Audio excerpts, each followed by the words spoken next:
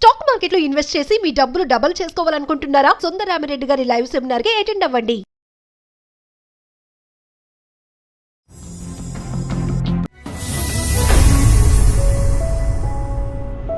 అందమైన జీవితం కార్యక్రమానికి స్వాగతం. నమస్తే కళ్యాణ్ గారు. పెళ్ళైన ఒక నెల రోజులు మాత్రమే అత్తవారింట్లో ఉంది. తర్వాత వెంటనే పుట్టింటికి వెళ్ళిపోయింది. ఏదో చిన్న ఉద్యోగం చేసుకొని బతుకుతోంది. చాలా విచిత్రమైన సమస్యగా ఉందండి. సో తనకి ఏం చేయాలో తెలియదు. ఒకసారి కాల్ చేయమంటారా? చేయండి మేడం.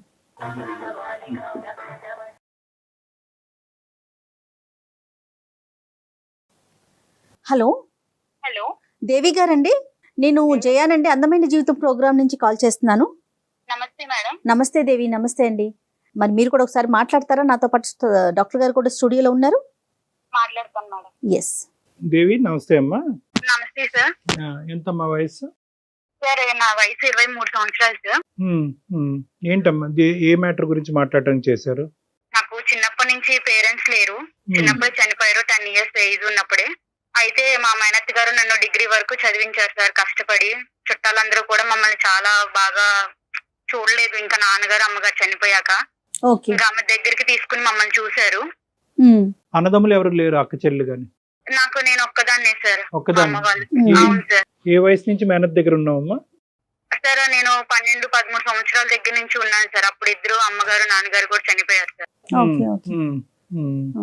చెప్పమ్మా దేవి. చెప్పమ్మా. అయితే మా మేనత్త గారు ఒక సంబంధం చూసి పెళ్లి చేశారు సార్. అంటే మా ఇంటికి వచ్చి మరి నన్ను చూసుకుని కావాలి, ఈ అమ్మాయి కావాలని చెప్పి ఒక 1 month 2 months వరకు తిరిగి నన్నే కావాలని కోరుకుని వాళ్ళు చేసుకున్నారు సార్ మ్యారేజ్. ఓకే అమ్మా. కట్నం కూడా ఏం తీసుకోలేదు. వాళ్ళు కొంచెం బాగా రిచ్ పీపుల్. బాగా అంటే కొంచెం బాగా ఫైనాన్షియల్ మొత్తం కంప్లీట్ సెటిల్డ్. ఓకే. నువ్వేం చదువుకున్నావమ్మా? నేను డిగ్రీ చదువుకున్నాను సార్. ఎవరుంటారో అతనితో పాటు? ఉమ్మడి కుటుంబం? ఉమ్మడి కుటుంబం సార్. అందరూ కలిసి ఉంటాము. పెళ్లికి ముందు మాట్లాడేవమ్మా అబ్బాయితో ఒక నిర్ణయం తీసుకునే ముందు? మాట్లాడాను సార్. మాకు పెళ్లికి కూడా పెద్ద టైం ఏమీ లేదు సార్. ఓన్లీ ఒక 1 month సార్. వాళ్ళు ఎమ్మటే చూసుకున్నారు. అదే మంత్ లో పెళ్లి చూపులు, ఎంగేజ్మెంట్ అన్ని సంబంధించిన అన్ని అయిపోయినాయి సార్. నువ్వు మొత్తం మేనత్ మీద భారం వేసి బాగుందిలే ఆవిడ కరెక్టే నిర్ణయం తీసుకుంటది కాబట్టి అన్నట్టుగా నువ్వు వెళ్ళావు. మరి నన్ను చిన్నప్పటి నుంచి పేరెంట్స్ లేకపోయినా పెంచి చూసుకున్నారు కదా సార్. మేనత్ ఎప్పుడు బాగానే చూసుకుందామా నిన్ను? మేనత్ గారు బాగానే చూసుకున్నారు సార్. తనకున్న దాంట్లోనే పెంచి పెద్ద చేసి అన్ని చూసుకున్నారు. వాళ్ళ పిల్లలతో పాటు సమానంగా చూసుకున్నారు. వాళ్ళకి కూడా పిల్లలు ఉన్నారా? అత్తయ్య కూడా ఉన్నారు సార్. చిన్న వాళ్ళు నాకన్నా ఏజ్ లో. నీకు అంతకు ముందు ఎన్ని సంబంధాలు వచ్చినాయి అమ్మా? ఇది ఒకటే ఫస్ట్ సంబంధమే ఎస్ అని చెప్పారా? అంతకు ముందు వేరే సంబంధం అయితే ఇదే ఫస్ట్ వచ్చింది సార్. వాళ్ళు బాగా ఎంక్వైరీ చేసుకుని అన్ని గమనించుకుని మీ దాకా వచ్చారు. నా దాకా వచ్చి అంతా ఎంక్వైరీ చేసుకుని మా మేనత్ తో మాట్లాడి ఇళ్ళ పక్కన వాళ్ళతో మాట్లాడి ఒప్పించుకుని కావాలి అని చెప్పి చేసుకున్నారు సార్. Okay okay. పెళ్లి బాగా జరిగిందమ్మా? వాళ్ళు 10 లక్షల వరకు ఖర్చు పెట్టుకుని చేసుకున్నారు సార్. వాళ్ళతో వాళ్ళ రేంజ్ కి తగ్గట్టుగా. అవును. ఇప్పుడు ఏంటమ్మా సమస్య ఏంటి దేవి? నన్ను పెళ్లి చేసుకుని తీసుకుని వెళ్ళి ఒక మాట అన్నాడు. ఏంటంటే మా వదినికి పిల్లలు ఉంటే నేను అసలు పెళ్ళే చేసుకోకపోయేవాడిని.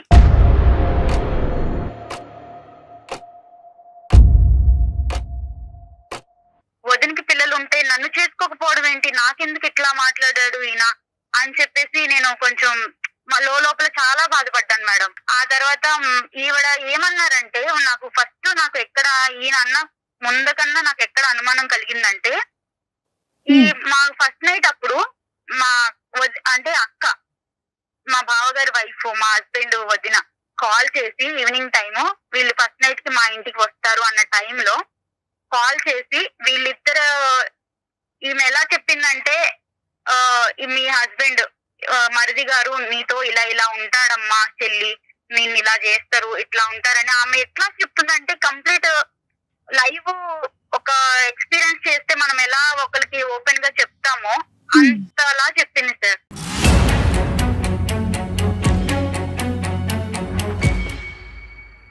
నా భర్త ఎలా అనేది ఆమెకి ఎలా తెలుసు, ఇలా చెప్పడం ఏంటి అనేది నన్ను బాగా చెలించేసింది. లోపలికి చాలా ఫీల్ అయిపోయాను. వాళ్ళకి పిల్లలు లేరమ్మా? పిల్లలు లేరు సార్. ఇక్కడ పాయింట్ అక్కడే స్టార్ట్ అయింది సార్. వీళ్ళకి పెళ్లి, మా ఆయన నన్ను పెళ్లి చేసుకోవడానికి ఎంత రీజన్ అది కూడా ఆమెకి పిల్లలు లేకపోవడమే సార్.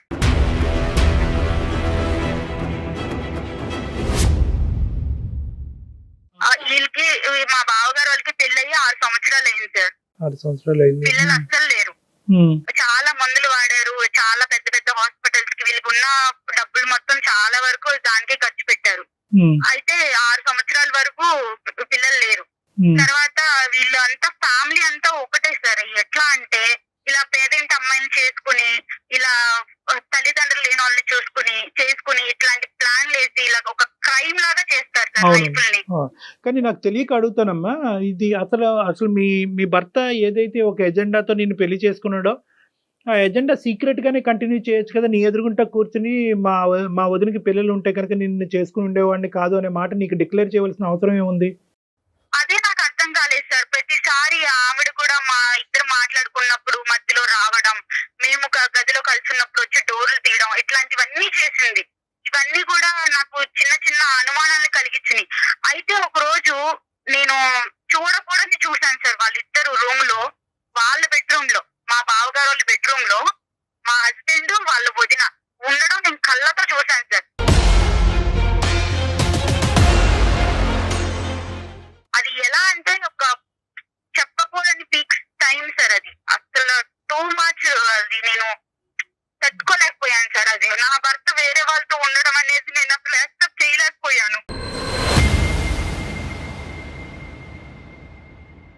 అది కూడా సొంత వదిన. అమ్మ తర్వాత అమ్మ ఎవరైనా ఉన్నారంటే వదిన కదా సార్. మీ బావగారికి ఎంతవరకు తెలిసి వ్యవహారం అతనికి పూర్తిగా తెలుసా? ఇంట్లో అందరికీ తెలుసు సార్. అందరికీ మామయ్య తెలుసా? గారికి, అత్తయ్య గారికి, బావ గారికి అందరికీ తెలుసు సార్.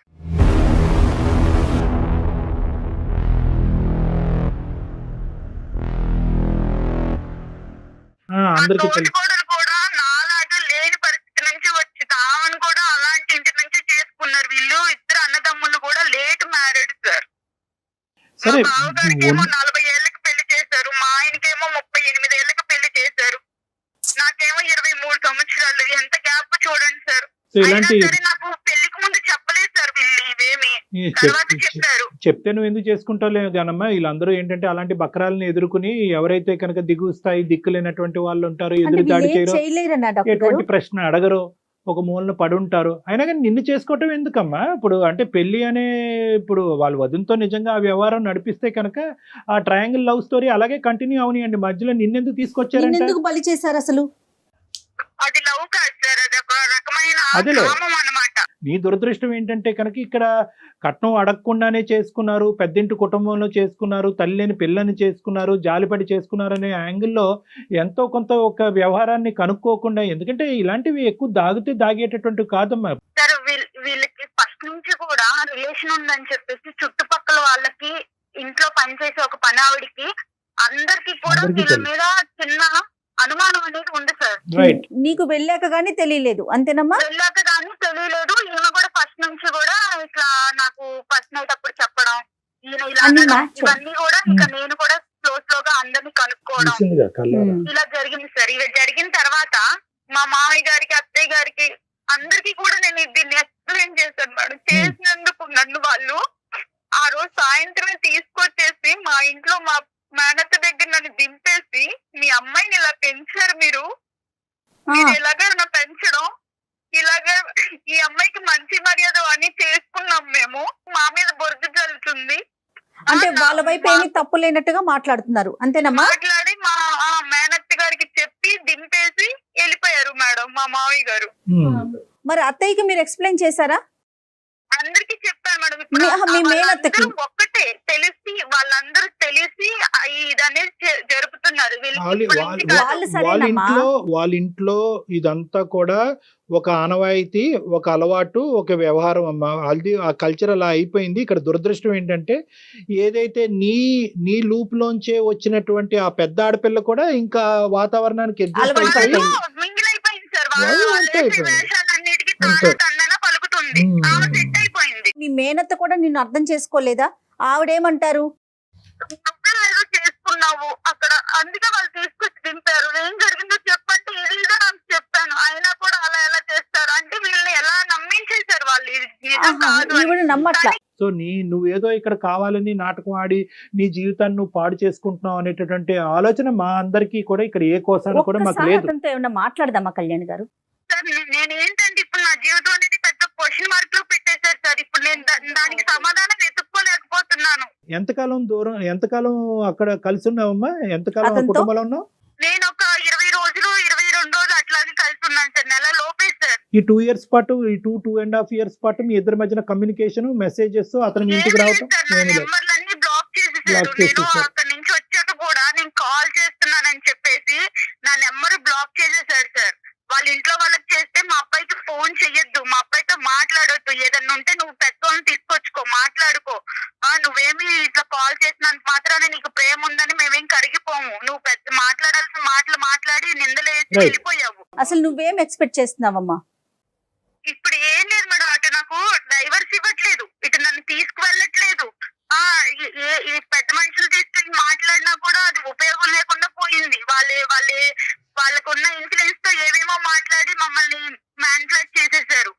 ఇక్కడ నాకు ఎటు క్వశ్చన్ లేక నేను మా మేనత్త గారు కూడా ఏదో ఒక రకంగా యూర్ ఓపెన్ టు ఆల్ కదా. అంటే ఒకటే నేను అడిగేది ఏంటంటే, యూర్ ఓపెన్ టు ఎవ్రీథింగ్ కదా. డైవర్స్ అయినా మళ్ళీ కలిసి వాళ్ళు ఏదైనా మార్పు వచ్చి ప్రత్యేకమైనటువంటి స్ట్రింజెంట్ కండిషన్స్ పెట్టుకుని అక్కడ నీకే కలిసి ఉండాలనే ప్రయత్నంతోనే నేను అందమైన జీవితానికి మెయిల్ కలిసి చేశాను సార్. ఉండాలనే కానీ ప్రయత్నం. నేను ఆ ఇంట్లో వాళ్ళందరి మధ్యలో కలిసి అయితే ఉండలేను సార్ నా భర్తతో. ఇప్పుడు నీ భర్తని వాళ్ళు మౌల్డ్ చేసి, మాడిఫై చేసి, ఆ విధంగా ఉచ్చులోకి తీసుకెళ్లి పిల్లలకి అనేటటువంటి మెషిన్ లాగా పట్టుకెళ్లారనే ఉద్దేశమా నీకు? అంటే నీ భర్తను నువ్వు ట్రస్ట్ చేస్తున్నావా కాబట్టి భర్త బయటకు వస్తే కాపురం చేస్తానని అంటున్నావా? అవును సార్, అవును సార్. ఆ కుటుంబంలో వ్యక్తే కదా నీ భర్త కూడా. నువ్వు కుటుంబాన్ని వేరు చేయండి, నా భర్తను తీసుకురండి అంటున్నావు. నేను ఒక జాబ్ చేసుకుంటూ జాబ్ లో కూడా నాకు ఎన్ని అనుభవాలు ఎదురవుతున్నాయి సార్. ఒక పెళ్ళయ్యి అమ్మాయి పెద్దింటి నుంచి మళ్ళా అది కూడా వచ్చి జాబ్ చేసుకుంటుంది అంటే ఎంత నరకం అనిపిస్తున్నానో ఒక ఆడపిల్లగా నాకు మాత్రమే తెలుస్తారు. Yes, నాలాంటి అంటే పరిస్థితి ఏంటంటే ఎప్పటికీ రాకూడదు. వీలైనంత వరకు ఆ కుటుంబం నుంచి దూరంగా ఉండేటటువంటి ప్రయత్నం గురించే మేము కూడా ఒక ఎఫర్ట్ పెడతాం అమ్మా. కాదు కూడదు అతని వ్యవహార శైలి అలాగే ఉందనుకోండి, అప్పుడైనా డైవర్స్ తీసుకుని నీ మటుకు నువ్వు బతికేటటువంటి, నీ కాలం మీద నువ్వు బ్రతికేటటువంటి ధైర్యం నీకుందా? ఉంది సార్. నేను ఇప్పుడు ప్రెసెంట్ జాబ్ ఇష్యూ చేసుకుంటున్నాను తేలాలి సార్. అంతే నీకు.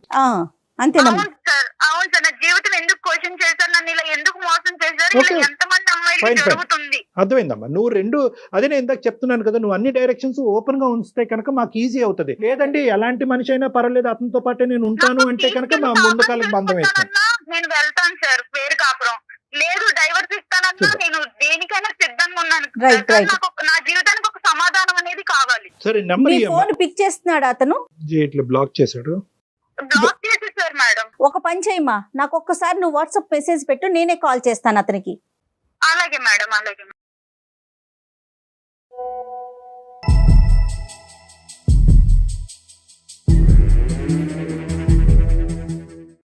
హలో హలో, సుధీర్ అండి. అవునండి. దేవితో ఇంతకు ముందే మాట్లాడాం మేము. దేవి మీ భార్య 2.5 సంవత్సరాల క్రితం కలిసి కాపురం చేసిన మీ తను భార్య. ఏదో ఒక ఇష్యూ చెప్తా ఉంది సుధీర్. ఉమ్. తన్ని మీరు పెళ్ళైన నెల రోజుల్లోనే పుట్టింట్లో వదిలేశారని, ఇప్పటికి 2 సంవత్సరాలు అవుతోందని, పెద్ద మనుషుల ద్వారా వచ్చినా కూడా సమస్యకి పరిష్కారం కావట్లేదు, నన్ను ఏం చేయమంటారు అని మాకు ఒక మెసేజ్ పెట్టింది. మేమే కాల్ చేశాము. సో తన ఫోన్ పిక్ చేయట్లేదని నేనే మీకు కాల్ చేయటం జరిగింది సుధీర్. అసలు ఫస్ట్ అసలు ఏం జరిగింది ఏంటి ఇవన్నీ అసలు నేను ఎందుకు ఎక్స్ప్లెయిన్ చేయాలి మేడం? అంటే ఇప్పుడు నేను ఎందుకు చెప్పాలి ఇదంతా? ఎవరు మాకా?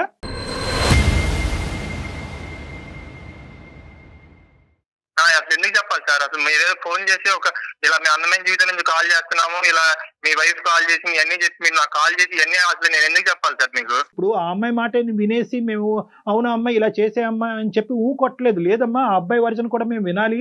ఆ అబ్బాయి పడేటటువంటి బాధ ఏంటి అనేది మాకు అర్థం అవ్వాలి అంటే కనుక, ఆ అబ్బాయి నెంబర్ ఉందా అంటే కనుక నెంబర్ ఎత్తట్లేదండి అంటే కనుక, సరే మేము ట్రై చేసుకుని రిక్వెస్ట్ చేసుకుంటాం అనేటటువంటి ఉద్దేశంతో నీకు కలపటం జరిగిందే కానీ నిన్ను ఇబ్బంది పెట్టే ఉద్దేశం కాదు నాన్న. అది కూడా నువ్వు దయచేసి అర్థం చేసుకోవాలి.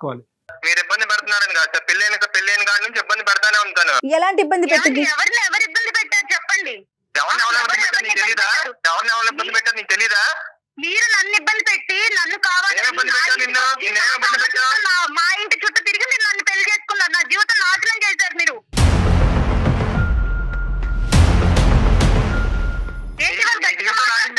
నీ జీవితం నాశనం చేసావు. నువ్వు వచ్చి మా కుటుంబంలో లేనిపోయిన సృష్టించి మా కుటుంబం మేము చక్కగా ఉన్న కుటుంబాన్ని లేనిపోయింది నేను సృష్టించానా? నేను కళ్ళతో చూసిన నిజం కాదా? ఏం చూసావు? నీ కళ్ళతో ఏం చూసావు? ఏం చూసావు నీ కళ్ళతో? మీరు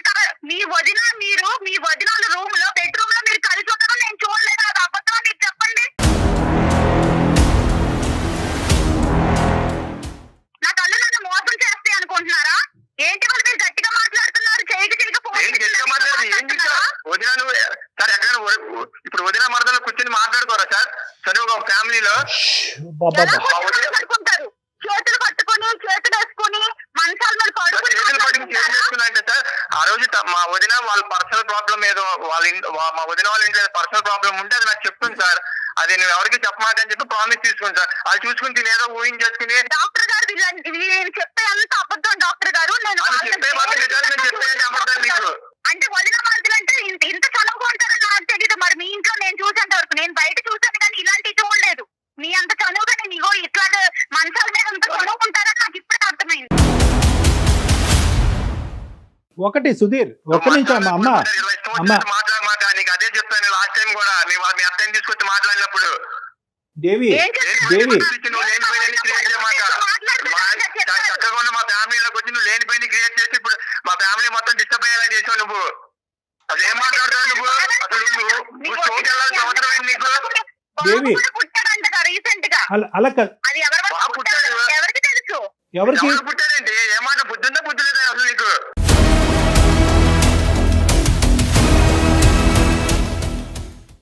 నాకు బుద్ధి బాగానే ఉంది, మీకు బుద్ధి లేని పనులు చేశారు కాబట్టి నన్ను మా ఇంటికి మీరు తీసుకొచ్చి దింపేశారు. నేనే రాలేదు నా కాపురాన్ని పాడు చేసుకుని.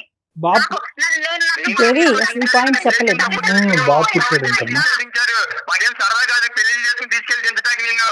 సరదా కాదా? మరి నా జీవితం మీకు సరదా అయిపోయింది, అందుకే నన్ను దింపేశారు మీరు. ఒక 2 minutes ఉండండి. ఇప్పుడు నేను అడిగేటటువంటిది ఒకే ఒక పాయింట్ ఏంటంటే, ఈ 16 రోజుల ఫంక్షన్ అప్పుడు మీరు ఆ విధంగా ఎందుకు చెప్పాల్సి వచ్చింది? అంటే పిల్లలు ఉండుంటే కనుక, వదినకి పిల్లలు ఉండుంటే కనుక అసలు పెళ్ళి అనేది రూల్ అవుట్ చేసేసి ఉండేవాడిని అనేది ఎందుకు అన్నారు మీరు? బేసిక్ గా నాకు పెళ్లి అనే దాని మీదే నాకు ఇంట్రెస్ట్ లేదు సార్. ఓకే, నేను సింగిల్ గా ఉందామనే పాయింట్ ఆఫ్ వ్యూ లోనే నేను ఫస్ట్ నుంచి ఉన్నాను సార్. ఇప్పుడు అదే మా వదినికి మా అన్నయ్యకి పిల్లలు ఉంటే ఆ పిల్లలతో నేను కొంచెం మంచిగా టైం స్పెండ్ చేసి నా లైఫ్ అలా లీడ్ చేస్తూ ఉండేవాడిని సార్. సో మా అన్నయ్యకి మా వదినికి పిల్లలు లేరు కాబట్టి. ఇప్పుడు ఆ అమ్మాయి సంగతి ఆలోచించావా? అంటే నేను దిక్కు లేక, ఏ పని పాటు లేక, నాకు అవసరం లేకపోయినా కూడా నేను తీసుకొచ్చి ఈ బెడ్రూమ్ లో కూర్చోబెట్టాను అనే ఉద్దేశం అమ్మాయికి కలుగుతుంది కదా.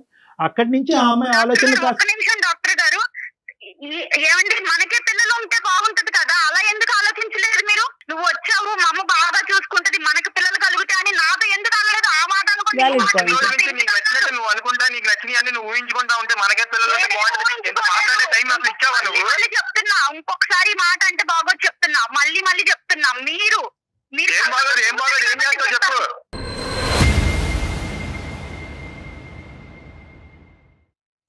మాట్లాడితే బాగోదు అంట.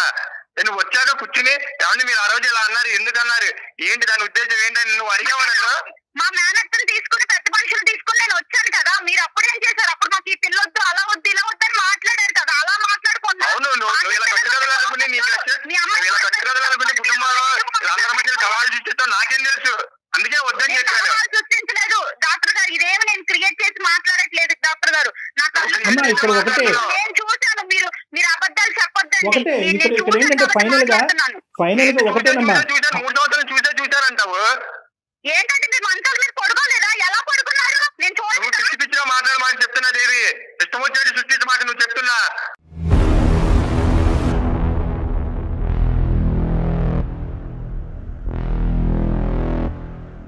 అదే తప్పు చేస్తే మీరు ఊరుకుంటారా? ఊరుకోరు కదా. ఊరుకోరు, ఎవరు ఊరుకోరమ్మా. అలా కదమ్మా, ఇవన్నీ కాదు అమ్మా. ఒకటి, at the end of the day నువ్వు మాకు ఈమెయిల్ పంపించడానికి ప్రధానమైనటువంటి కారణం ఏంటంటే, ఇన్ని లోపాలు ఉండేటటువంటి కుటుంబంలో నా భర్త ఇవన్నీ ఉన్నా కూడా, నేను చూడకూడనటువంటి సిచ్యువేషన్ నా భర్త వాళ్ళ వదినతో చూసినా కూడా, ఈరోజు నా భర్త అంగీకరించి బయటకు వస్తే కనుక అతనితో పాటు నేను ఉండటానికి రెడీ అని నువ్వు అంటున్నావు. దానికి అతను రెడీయా కాదా అన్నది ఫస్ట్ అది తేల్చుకుని దాన్ని బట్టి మనం మిగతా మాటలు మాట్లాడుకోవాలి. కానీ ఇంకా ఒకరి మీద ఒకరు సుధీర్, అది కాదు. ఇప్పుడు ఆ అమ్మాయి నీకు కావాలా సుధీర్? ఆ అమ్మాయిని మీరు స్వీకరించడానికి రెడీగానే ఉన్నారా? సార్ స్వీకరించడానికి రెడీగా ఉన్నారంటే సార్, తను మళ్ళీ వచ్చిన కాడి నుంచి మళ్ళీ ఏదో స్టోరీ క్రియేట్ చేసి మళ్ళీ వెళ్ళిపోతే మళ్ళీ ఎవరు సార్ రెస్పాన్స్? లేదు, ఇప్పుడు ఆ అమ్మాయి ఏంటంటే ఈ అంశాలన్నీ పక్కన పెట్టేసి మీ వదిన గారితోనూ ఇలాంటి ఇష్యూస్ ఇవన్నీ ఏం మాట్లాడకుండా, మళ్ళీ ఫ్యూచర్ లో ఇవి రాకుండా, పాస్ట్ తవ్వకుండా ఆ అమ్మాయి అన్ని కూడా వెనక్కి పెట్టేసి మళ్ళీ మీ జీవితంలోకి రావడానికి రెడీగానే ఉంది. ప్రొవైడెడ్ ద కండిషన్ ఏంటంటే ఆ కుటుంబం నుంచి మీరు బయటకు విడికాపురం రావాలంట. దానికి మీరు రెడీనా అని అడుగుతారు. లేదు డాక్టర్ గారు, ఎందుకంటే ఆయన కోరుకున్నట్టుగా వాళ్ళ వదినికి బాబు కూడా పుట్టాడు డాక్టర్ గారు. నన్ను ఎప్పుడైతే వాళ్ళు దింపేశారో ఆ అమ్మాయి తర్వాత ప్రెగ్నెంట్ అయ్యింది. ఇప్పుడు వాళ్ళ ఇంట్లో బాబు ఏంటమ్మా? జరిగాక నన్ను ఇంకెందుకు ఏంటి తీసుకెళ్ళి నేను కోరుకున్న జరిగి అసలు ఏం మాట్లాడుతున్నావు? నీకు బుద్ధి ఉందా బుద్ధి లేదా?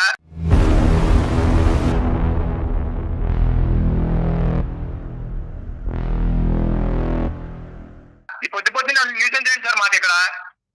మాకు ఇంక వేరే పనులు ఇవ్వండి. ఇలా ఛానల్ ఫోన్ చేసాము, దేవి ఫోన్ చేసింది, తీసుకెళ్తా ఇవన్నీ ఏంటి సార్ మాకు? చూసారా డాక్టర్ గారు ఎలా మాట్లాడుతున్నాడు ఈయన?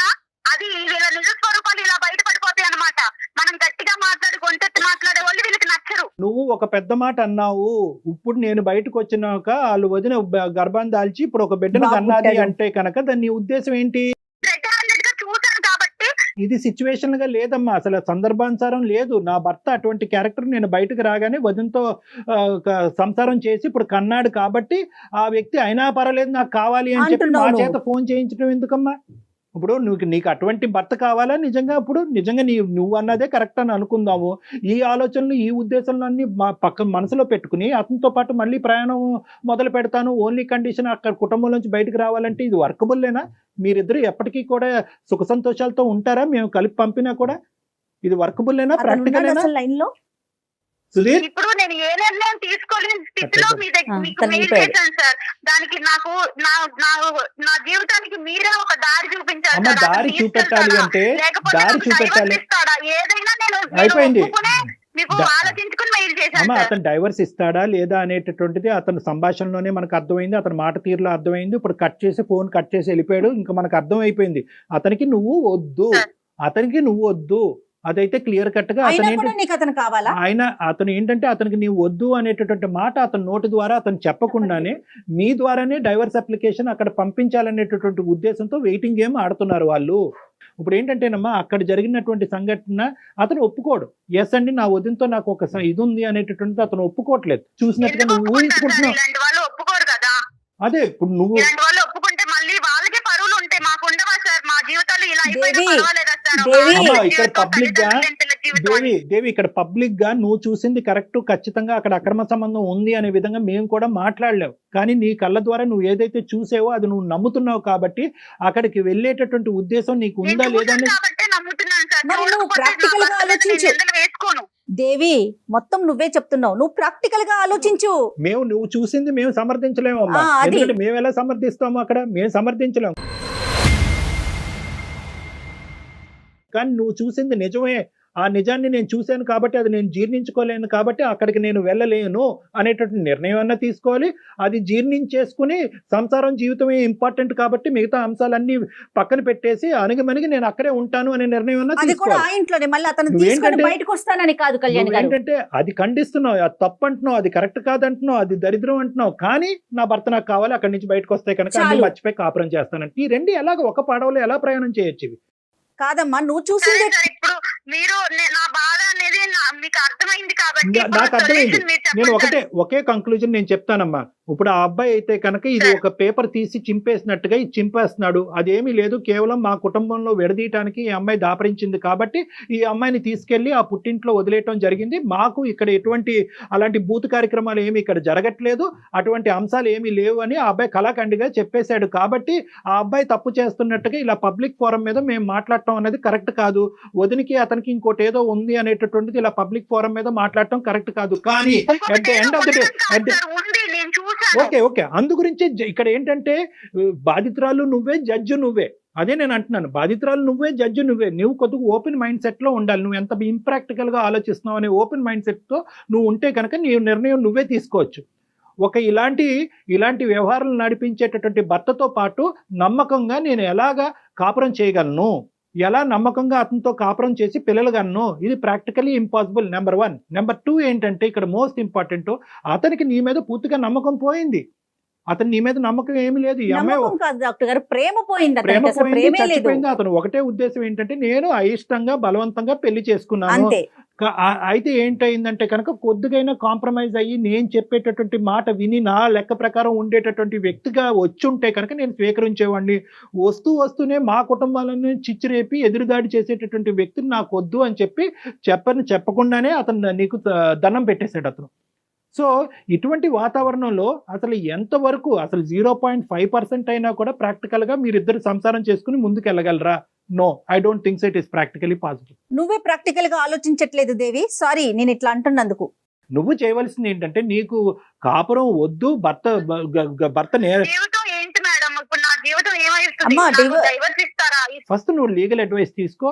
మీ తరపు నుంచి మీరే డైవర్స్ తీసుకునేటటువంటి ప్రయత్నం చేయండి. ఒక లీగల్ నోటీస్ అనేది వాళ్ళకి పంపించండి, అన్ని సద్దుమనుగవు. నీ జాబ్ నువ్వు చేసుకో, నీ కాళ్ళ మీద నువ్వు నిలబడే ప్రయత్నం చేయి. అలాగే మేడం. ఇప్పుడు నీ క్లారిటీ వచ్చింది కాబట్టి, ఇంతవరకు నువ్వు ఒక కన్ఫ్యూజన్ లో ఉన్నావు కాబట్టి ఇప్పుడు నీకు వచ్చింది సార్, ఇప్పుడు తెలిసింది వాళ్ళ నిజ స్వరూపం అనేది ఈ phone Yes, call yes, exactly. బాగా క్లియర్ గా అర్థమైంది.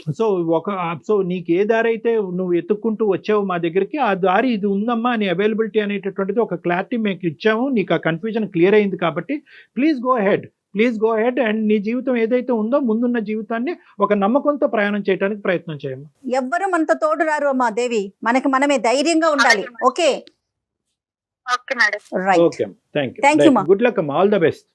షీస్ కన్ఫ్యూజ్డ్ అమ్మా. ఆ కొంచెం కన్ఫ్యూజన్ నిదానంగా ఆలోచించుకుంటే తనకి ఒక క్లారిటీ Right. వస్తుందండి. అంతే. రైట్ కళ్యాణ్ గారు, నమస్తే. Thank you.